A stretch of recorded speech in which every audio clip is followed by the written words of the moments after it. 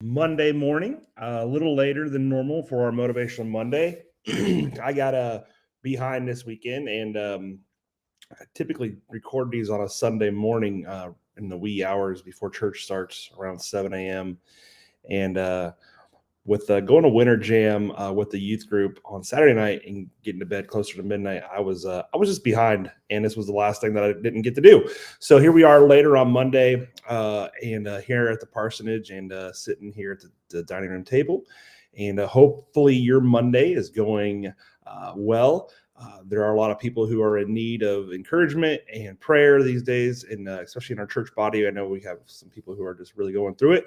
So we want to keep those in mind who are struggling or with health, or who are just going through a hard time right now. So we want to remember those folks today. But I do want to be and motivating and encouraging as well. And so this past weekend, I read this scripture during our service, and it was the Message version found in 2 Corinthians chapter 9. This is 8-11. It says this: God can pour on the blessings in astonishing ways that you are ready for anything and everything, more than just ready to do what needs to be done. As one psalmist puts it, he throws caution to the winds, giving to the needy in reckless abandon. His right living, right giving ways never run out, never wear out. This most generous God who gives seed to the farmer that becomes bread for your meals is more than extravagant with you. He gives you something you can then give away, which grows into full formed lies, robust in God, wealthy in every way, so that you can be generous in every way, producing with us great praise to God. So he gives you something that you can then give away.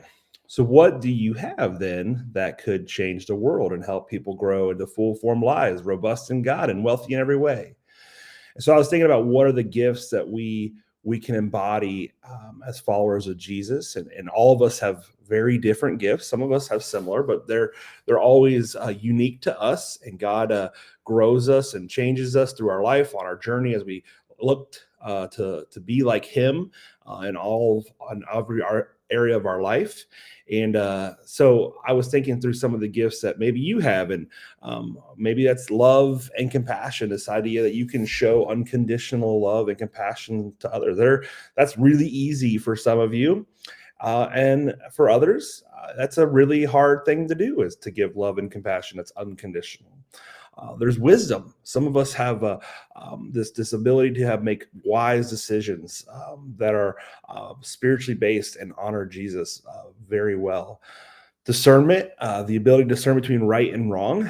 And I will just say this: make sure other people tell you that you have this gift. Don't wake up and say, "Well, this is my gift." Make sure other people recognize this in others, because sometimes we can think, "Well, I got the gift of discernment," and then maybe the decision making is not so great.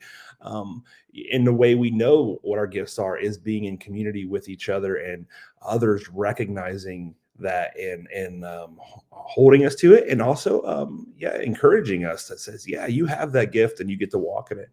Some of us have really strong faith, this ability to be unswerved by the world or our surroundings, and your faith is just so strong. I tend to be an optimist at a lot of things and for a lot of people, but when it comes to my own faith, and I'm like, well, God's going to do a big work in them, but I don't know about me. So, that's an area where I always tend to try to grow in and be challenged in. Teaching and service. Some of us are just really great have servant hearts and servant leaders. Some of us are really good at encouragement and building each other up. And something that's really important that I always put an emphasis on, and I'm not always the best at this, but I recognize how important it is hospitality. I mean, some of you are so hospitable that you make people feel welcome the moment they walk into the room, and you include them, or you see where they can feel like they're part of the group, and welcoming them into that. So that's so good. Leadership. There's so many of you who are great leaders, and I would actually put servant and leadership together there. To be a leader, I think we need to serve, and to serve, you're a leader. Just like Jesus, the Son of Man, did not come to be served, but to serve. That's our leader that we follow. Some of us are really good at giving. Some of them are great at bringing healing to others.